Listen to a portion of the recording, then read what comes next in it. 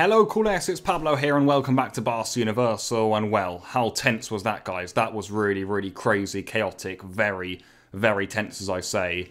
Barcelona have drawn 0-0 with Benfica in a huge, definitive Champions League game. We've said that before kickoff. We knew how important this game was, and it ends in a draw. We said before kickoff, a loss would almost put us out of the Champions League. You know what? It basically would. A win, however, would put us through to the next round, and we knew we had that in our hands today, and we haven't been able to do it. A draw, we also said, would hang things very dangerously in the balance, and that's where we are now. We've drawn 0-0, we haven't scored, we haven't conceded, and now it will go to the final match day, where who knows, guys. I think right now the feelings are sad, they're down, it feels like a defeat because we know, guys, on the final match day, we're away to Bayern Munich, and Benfica are at home to Dynamo Kiev. That's the situation we know, guys. They're at home to the easiest team in the group.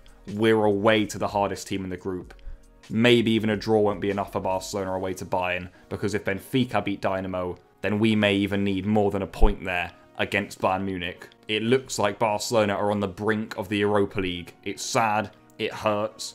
We're not there yet though, so let's analyse the game. It was a really crazy game, so let's get started. And let's actually start with Xavi's team selection. This is what Xavi went for the big game. Quite a few surprises in there actually.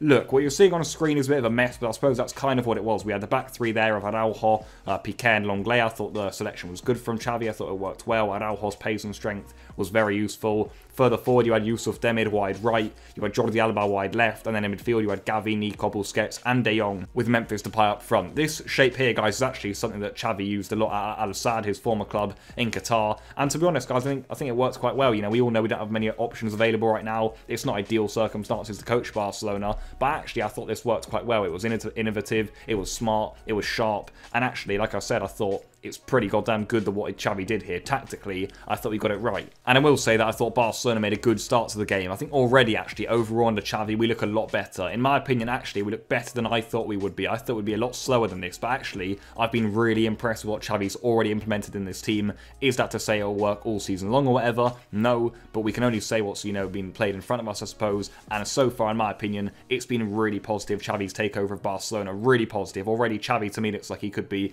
a very good coach in the future. He's made a really good start at Barcelona, and the start we made to the game I thought was really good. We controlled, we had high tempo in our play, we won the ball back quickly. I thought Frenkie de Jong was very good, Gavi again was excellent, Nico Gonzalez was superb. You know, also Busquets looks like a different player in there. Yusuf Demir had a few good chances, he had a shot well saved. He also whipped a shot onto the crossbar at the end of the half, and I think Demir, to be fair, look, he didn't have an amazing game, but to be fair, he's played a lot better than he did under Koeman, that's for sure. Of course, he was massively out of favour, and I thought in today's game he actually looked quite bright on the right-hand side. And certainly, as I say, you know, he had Barca's main chances. Also, Jordi Alba had a really good chance in that first half. More good play by Nico this time. I think Alba should have scored this, really. To be fair, in goal, Odysseus made some really good saves. And we just couldn't get through all night long. And I think overall for Barcelona, really all half long, it's the same sort of story, really. The football was good. The ideas are a lot better under Xavi, in my opinion. A lot better.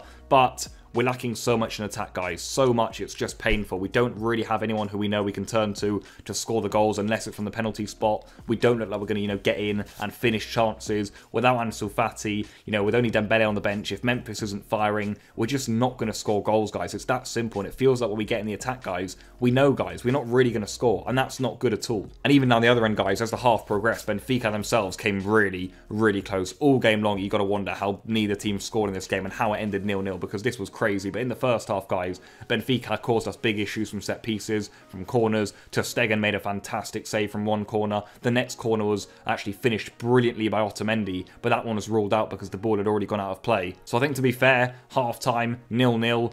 I think the fact that it was level was a fair enough result. Barcelona were in control. Benfica had some chances. Barca had some chances. The sensations were overall positive, but we knew, guys, we needed a big performance and hopefully a big result in the second half. But unfortunately, guys, it didn't really come. And as we all know, of course, the game has ended 0-0. Look, I think for the first 15-20 minutes of the second half, not a lot happened for Barcelona. Not enough happened for Barcelona. Memphis Depay had a really good chance where he went through clean one-on-one. I think Memphis is going to get a lot of critics today, which, you know, I'm not really looking to see, to be honest, because I have been behind Memphis and I still am. But certainly, he messed up today, Memphis, in my opinion. He messed up a lot of good chances. He looks a little bit sluggish in attack, and I think when you go through one-on-one here in a Champions League game of this importance, you can't be messing about with it, and that's what Memphis did on a few occasions, but certainly that chance in the second half, he's just got to hit it. You have to hit the ball there on your left foot. Just hit it on target and see what happens. You cannot cut back there and mess up the chance, and Memphis did that on too many opportunities. Look, credit to Benfica, they were superb at defending all night long, but Barca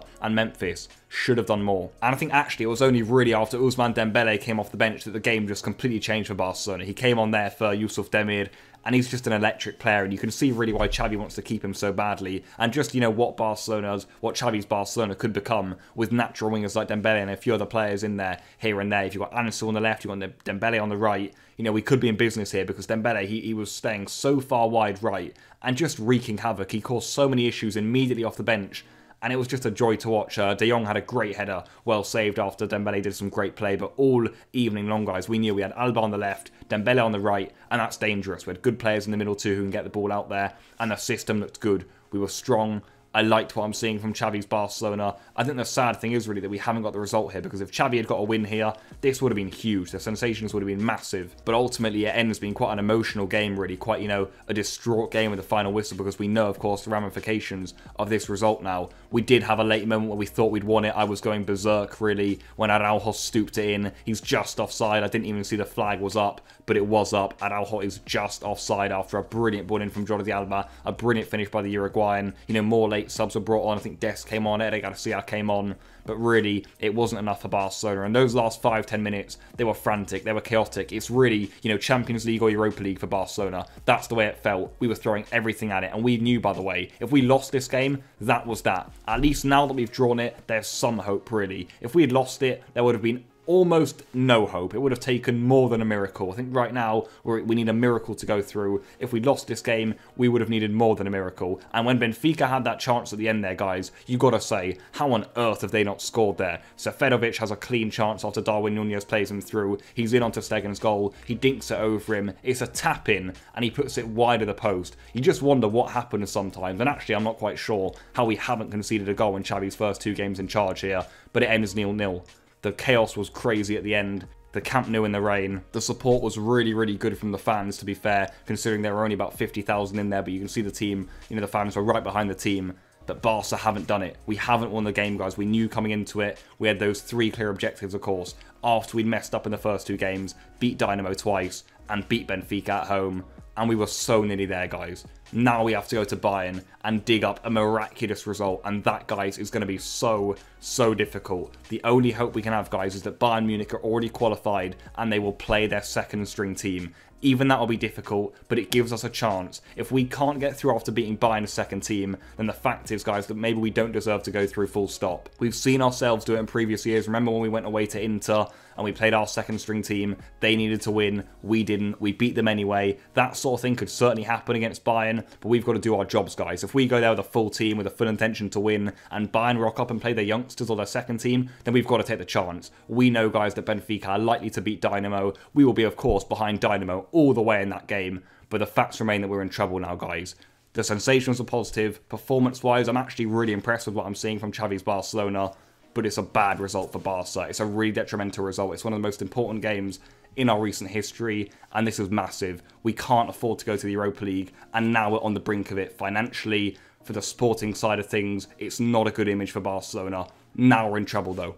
Big trouble, and that's unfair on Xavi really in itself. But that's life, guys. That's football, and we've just got to live with it. Now it's back to La Liga. We've got to start racking up some points in that. We're quite far behind the top 4 in that too. We've got Villarreal away on the weekend. That'll be a very tough game, another good test for Xavi's Barcelona, but hopefully we perform well in it. Then it's, of course, you know, back onto more La Liga action until the next Champions League game, which I think we've all got our eye on now after that drama. That'll be coming very early into December, guys, so watch out for that one. That is going to be a huge, huge game and moment in our season. But that is where I will wrap up this video, guys. I hope you did enjoy it. Please do leave all of your thoughts in the comments down below. I'll see you very, very soon, and good night.